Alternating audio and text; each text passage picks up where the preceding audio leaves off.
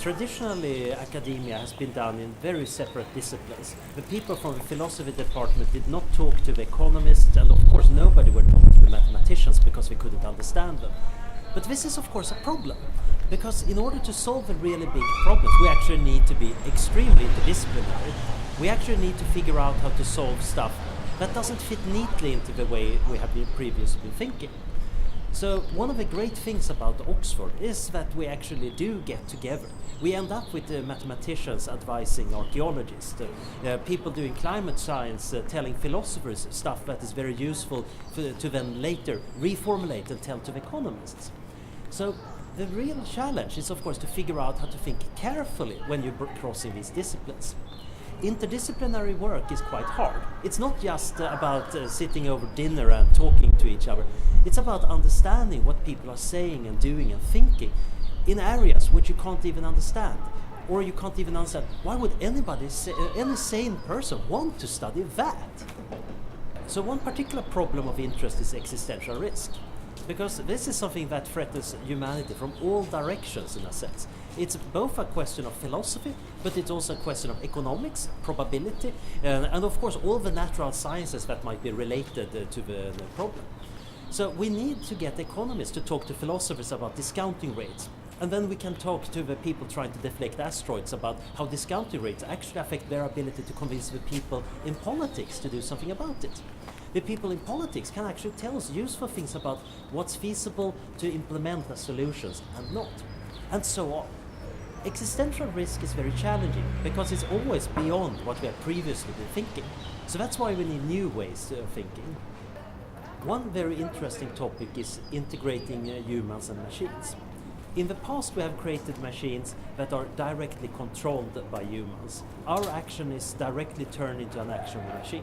Gradually being given more autonomy. We give them motors, we give them a control system, we give them sensors, so they can behave autonomously. But the real challenge is of course to make sure that machines do what we want. And in order to achieve that, either we need to connect our nervous system to the machine, or we need a machine that is smart enough to figure out human desires.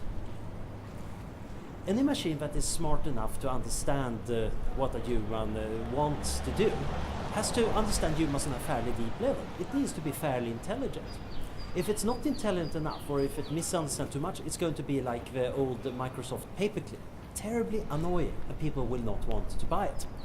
But if you have a machine that is so good that it can figure out what you want, probably just before you actually want it, not only will you want to buy it, but it's also going to be quite risky.